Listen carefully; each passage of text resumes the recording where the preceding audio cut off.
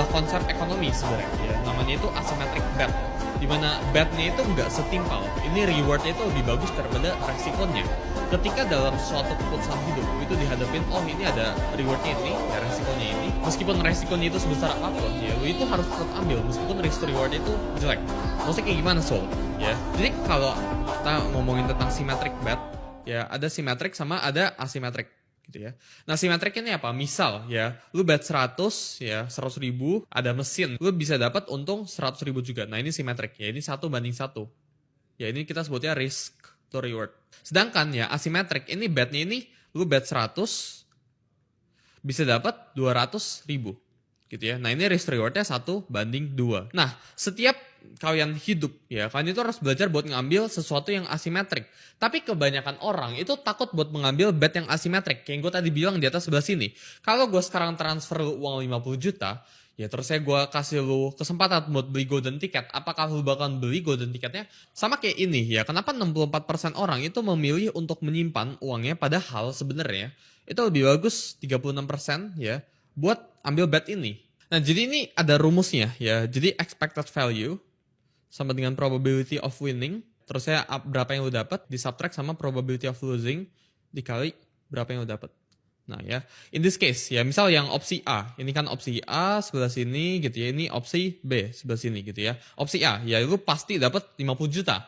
Jadi kita taruh ke dalam rumus ya, expected value sama dengan 100% dikali 50 juta. Nah, ini lu pasti expected value-nya 50 juta. Nah, sedangkan ini opsi A, gitu ya, opsi B. Expected value-nya berapa ya? Kita baca sebelah sini. Ini 10% untuk mendapatkan 1M dikurangin dengan 90% untuk mendapatkan 0. Nah, ini kalau lu hitung ya, 10% dari 1M itu berapa? Itu 100 juta.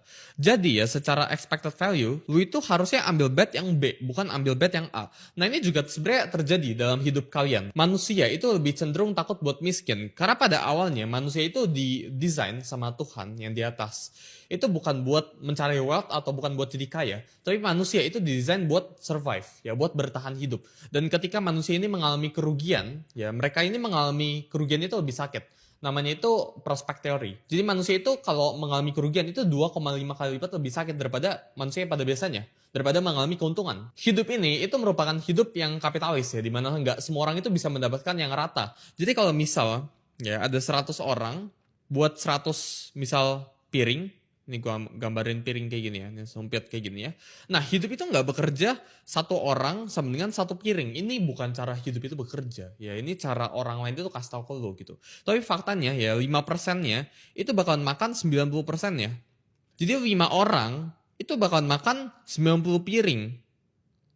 Nah, sisanya ya 95 orang ini baru berebutan ke 10 piring sisanya. Nah, ini cara dunia itu bekerja tuh kayak gini. Kita lihat ya data Y ya. Ini angel investor, kalau kalian tahu namanya VC ya, venture capital gitu ya. Mereka melakukan investasi. Dari 100 investasi mereka ya, ini bukan 100-100-nya jadi berhasil. Misal mereka melakukan 100 investasi, terusnya mendapatkan misal 100 juta dolar gitu ya. Ini bukan satu perusahaan itu ngasilin 1 juta dolar, bukan kayak gitu. Itu bukan cara dunia itu bekerja gitu ya. Tapi ini 70%-nya itu ngasilin 0, 20% ini ngasilin 20 juta dolar gitu ya. Terus sisanya baru, ini misalnya 25% gitu ya, baru 5%-nya ini ngasilin ya sisanya ya 80 juta dolar. Ini cara dunia itu bekerja. Karena dunia ini itu nggak pernah adil ya, dunia ini selalu asimetrik sifatnya. Jumlah winning rate kalian itu nggak pernah ngaruh. Jadi mau kalian cuma menangnya 1% of the time, tapi setiap kali kalian menang 1% itu lu bisa kali 1000 bet lu, itu lu bakal menang in the long term. Misal lu punya uang 100 juta. 100 juta ini ya lu pakai buat misal berinvestasi ke 20 bisnis. Kalau tahu-tahu dari 20 bisnis ini yang jalan cuma satu, apakah lu bakal bangkrut? Jawabannya enggak. Kalau 20 bisnis nih ya, 15 bisnisnya itu misal ngasilin 0 alias bangkrut. Lalu taruh 100 juta nih, ya masing-masing 5 juta ke bisnisnya gitu. 4 bisnisnya ini ngasilin contohnya cuma misal 50 juta. Jadi lu masih rugi posisinya. Nah, satu bisnis terakhirnya ini tahu-tahu ngasilin lu 1M. Ini apakah lu rugi atau enggak? Ini dari 5 juta, ini jadi 1 M. Jeff Bezos ya yang ngurus AWS pas itu ya, hampir bangkrut di 2003. Tapi dia pas itu bilang ke semua investornya, oh kita harus terusin aja gitu ya. Sampai sekarang di 2024, 2025, bahkan 2026, ini udah hasilin billions of dollars gitu. Jeff Bezos itu pernah bilang ya, nggak apa-apa winning rate gue itu, atau nggak apa-apa chance gue berhasil, itu cuma 10%. Tapi yang penting, di saat gue berhasil, multipliernya atau returnnya atau rewardnya, itu bisa 1000%, itu bisa 10.000%. Jadi apa yang sebenarnya kalian bisa pelajari di hidup ini ya dengan konsep asymmetric bet ini ya, kalian tuh harus belajar buat ngambil sesuatu yang asimetrik ya, dan gagal itu nggak apa-apa. Karena di dunia ini semuanya itu selalu berbentuknya itu piramida guys ya, dimana yang atas itu selalu mendapatkan mayoritasnya. Ini sistem kapitalis ya, dimana Elon Musk ya, ini kalau lu gabungin 100 juta warga Indonesia pun belum tentu atau enggak bahkan lebih kaya daripada Elon Musk. Jadi sistem dunia ini yaitu emang kayak gini piramida, dimana satu orang itu bakal nguasain 99%-nya dan 99 orang itu bakal nguasain sisanya 1%-nya. Ini angka ekstrim ya, kedepannya tuh bakal kayak gini. Nah sebenarnya asimetrik ya itu ada asimetrik ke atas.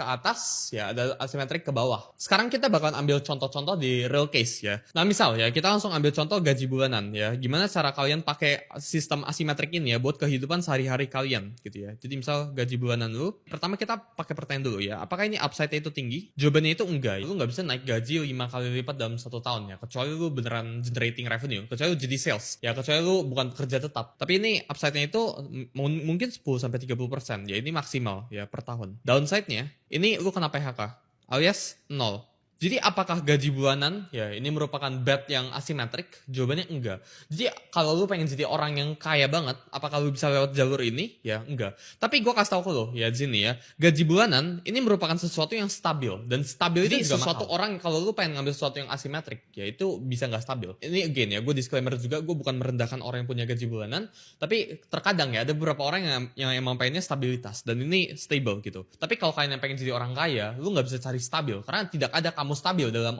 entrepreneurship atau dalam menjalankan bisnis. Sedangkan contoh lainnya ya, lu jadi content creator. Ini gue ngambil contoh random gitu ya. Nah content creator, upside-nya ya pertama, lu butuh modal dulu dong. Lu beli kamera dan sebagainya, anggap modalnya itu 10 juta. Jadi upside-nya ya lu dapat endorse, ya lu bisa buat following, lu bisa buat bisnis, ya bisa buat apa. Endorse lu ini nggak ada cap-nya, ya ini bukan naik 10-30%, nggak ditentuin oleh siapapun. Ini ditentukan hanya oleh diri lu. Bisa nggak bulan ini gue dapat endorse 10 juta, ya bulan depan tahu-tahu 50 juta. Bisa jawabannya, ya tergantung ya seberapa jago diri lu.